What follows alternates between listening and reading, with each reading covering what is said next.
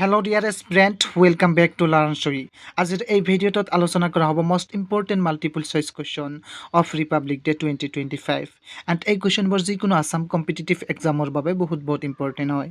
চ' আপোনালোকে যদি যিকোনো আছাম কম্পিটিটিভ এক্সামৰ বাবে প্ৰিপেয়াৰ চলাই আছে তেন্তে এই ভিডিঅ'টো শেষলৈকে চাব। So' to the first question you can see, when was the constitution of India adopted? ভাৰতৰ সংবিধান কেতিয়া গ্ৰহণ কৰা হৈছিল? অপশ্যন কেইটাৰ ভিতৰত ইয়াৰ কাৰেক্ট অপশ্যনটো হ'ব অপশ্যন চি। অপশ্যন চি হ'ব 26 নৱেম্বৰ 1949। 1949 চনৰ 26 নৱেম্বৰ তাৰিখে ভাৰতৰ সংবিধান গ্ৰহণ কৰা হৈছিল, মনত ৰাখিব। নেক্সট কুৱেশ্যনটো আপোনালোকে চাব পাৰিছে, on which date is republic day celebrated in India? ভাৰতত গণতন্ত্ৰ দিৱস কেতিয়া উদযাপন কৰা হয়? অপশ্যন কেইটাৰ ভিতৰত ইয়াৰ কাৰেক্ট অপশ্যনটো হ'ব অপশ্যন বি। অপশ্যন বি হ'ব 26 জানুৱাৰী। 26 জানুৱাৰী তাৰিখে ভাৰতত গণতন্ত্ৰ দিৱস পালন কৰা হয়। নেক্সট কুৱেশ্যনটো আপোনালোকে চাব পাৰিছে, which year was the first Republic day celebrated? প্ৰথম গণতন্ত্ৰ দিৱস কোন বছৰত উদযাপন কৰা হৈছিল? ইয়াৰ কাৰেক্ট অপশ্যনটো হ'ব অপশ্যন ডি। অপশ্যন ডি হ'ব 1950। 1950 চনত প্ৰথম গণতন্ত্ৰ দিৱস ভাৰতত উদযাপন কৰা হৈছিল। ঠিক আছে, this question is very important, মনত ৰাখিব।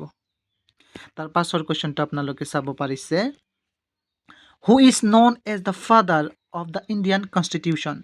ভাৰতীয় সংবিধানৰ পিতৃ হিচাপে কাক জনা যায়? অপশ্যন এ আছে জৱাহৰলাল নেহৰু, বি আছে মহাত্মা গান্ধী, চি আছে doctor B R Ambedkar, and D আছে চৰ্দাৰ পেটেল। অপশ্যন কেইটাৰ ভিতৰত ইয়াৰ কাৰেক্ট অপশ্যনটো হ'ব অপশ্যন চি। অপশ্যন চি হ'ব doctor B R Ambedkar. Doctor B R আম্বেদকাৰক ভাৰতীয় সংবিধানৰ পিতৃ হিচাপে জনা যায়, মনত ৰাখিব। এই কুৱেশ্যনটো বহুত দৰকাৰী হয়। তাৰ পাছৰ কুৱেশ্যনটো আপোনালোকে চাব পাৰিছে, which anniversary of republic day is celebrated on 26 জানুৱাৰী 2025? 2025 চনৰ 26 জানুৱাৰীত গণৰাজ্য দিৱসৰ কোনটো বাৰ্ষিকী পালন কৰা হয়? অপশ্যন কেইটাৰ ভিতৰত ইয়াৰ কাৰেক্ট অপশ্যনটো হ'ব অপশ্যন চি। অপশ্যন চি হ'ব 76। 2025 চনৰ 26 জানুৱাৰীত গণৰাজ্য দিৱসৰ 76 নং বাৰ্ষিকী পালন কৰা হয়, মনত ৰাখিব।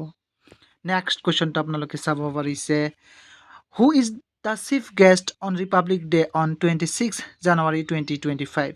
2025 চনৰ 26 জানুৱাৰীত গণৰাজ্য দিৱসত মুখ্য অতিথি কোন? ইয়াৰ কাৰেক্ট অপশ্যনটো হ'ব অপশ্যন বি। অপশ্যন বি হ'ব প্ৰণৱ সুবিয়ান্ত।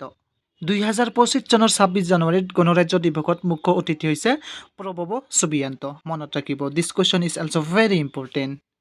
নেক্সট কুৱেশ্যনটো আপোনালোকে চাব পাৰিছে, who was the first chief guest at the republic day parade in 1950? 1950 চনত গণৰাজ্য দিৱসৰ পেৰেডত মুখ্য অতিথি কোন আছিল? ইয়াৰ কাৰেক্ট অপশ্যনটো হ'ব অপশ্যন বি। অপশ্যন বি হ'ব সুকৰ্ণ। সুকৰ্ণ আছিল 1950 চনত গণৰাজ্য দিৱসৰ পেৰেডত মুখ্য অতিথি।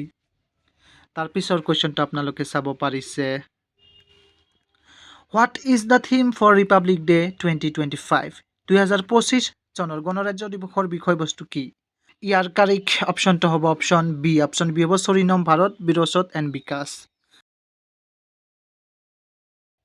নেক্সট কুৱেশ্যনটো আপোনালোকে চাব পাৰিছে, who chaired the drafting committee of the Indian constitution?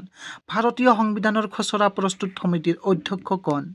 Option কেইটাৰ ভিতৰত ইয়াৰ কাৰেক্ট অপশ্যনটো হ'ব অপশ্যন বি। অপশ্যন বি হ'ব ডক্টৰ বি আৰ আম্বেদকাৰ।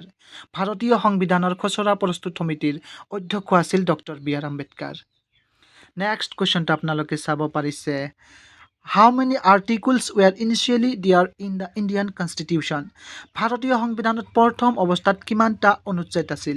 ইয়াৰ কাৰেক্ট অপশ্যনটো হ'ব অপশ্যন এ। অপশ্যন এ হ'ব 395। 395টা অনুচ্ছেদ আছিল ভাৰতীয় সংবিধানত প্ৰথম অৱস্থাত। তাৰ পাছৰ কুৱেশ্যনটো আপোনালোকে চাব পাৰিছে, the national anthem Jana Gana Mana was originally composed in which language? Jana Gana Mana ৰাষ্ট্ৰীয় সংগীত প্ৰথমে কোন ভাষাত ৰচনা কৰা হৈছিল? অপশ্যন কেইটাৰ ভিতৰত ইয়াৰ কাৰেক্ট অপশ্যনটো হ'ব অপশ্যন বি। অপশ্যন বি হ'ব বেংগলী। অৰ্থাৎ বাংলা ভাষাত প্ৰথমে জন গণ মন ৰাষ্ট্ৰীয় সংগীত ৰচনা কৰা হৈছিল। তাৰ পাছৰ কুৱেশ্যনটো আপোনালোকে চাব পাৰিছে, the preamble of the Indian constitution begins with which words? ভাৰতীয় সংবিধানৰ প্ৰস্তাৱনা কোন শব্দৰে আৰম্ভ হয়? অপশ্যন কেইটাৰ ভিতৰত ইয়াৰ কাৰেক্ট অপশ্যনটো হ'ব অপশ্যন এ। অপশ্যন এ হ'ব with the people of India.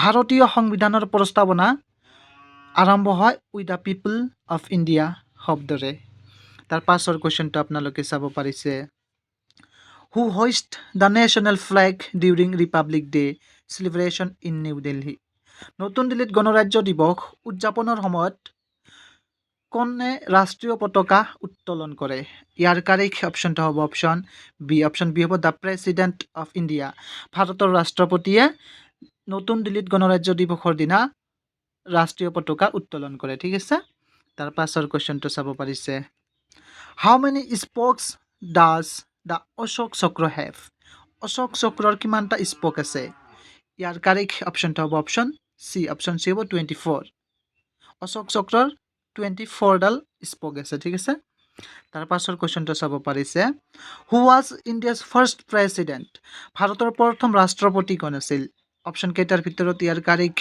অপশ্যনটো হ'ব অপশ্যন এ হ'ব ডক্টৰ ৰাজেন্দ্ৰ প্ৰসাদ ভাৰতৰ প্ৰথম ৰাষ্ট্ৰপতি আছিল তাৰ পাছৰ কুৱেশ্যনটো আপোনালোকে চাব পাৰিছে what is the national motto of India ভাৰতৰ ৰাষ্ট্ৰীয় মূল মন্ত্ৰ কি অপশ্যন কেইটাৰ ভিতৰত ইয়াৰ কাৰেক্ট অপশ্যনটো হ'ব অপশ্যন এ হ'ব সত্যমেৱ জয়তে হৈছে ভাৰতৰ ৰাষ্ট্ৰীয় মূল মন্ত্ৰ নেক্সট কুৱেশ্যনটো চাব পাৰিছে আপোনালোকে who designed the Indian national flag ভাৰতীয় ৰাষ্ট্ৰীয় পতাকা কোনে ডিজাইন কৰিছিল ইয়াৰ কাৰেক্ট অপশ্যনটো হ'ব অপশ্যন চি হ'ব পিংগলি ভেংকয়াই ভাৰতৰ ৰাষ্ট্ৰীয় পতাকা ডিজাইন কৰিছিল তাৰ পাছৰ কুৱেশ্যনটো চাব পাৰিছে the national flag of India was adopted on which date কোন তাৰিখে ভাৰতৰ ৰাষ্ট্ৰীয় পতাকা গ্ৰহণ কৰা হৈছিল অপশ্যন কেইটাৰ ভিতৰত ইয়াৰ কাৰেক্ট অপশ্যনটো হ'ব অপশ্যন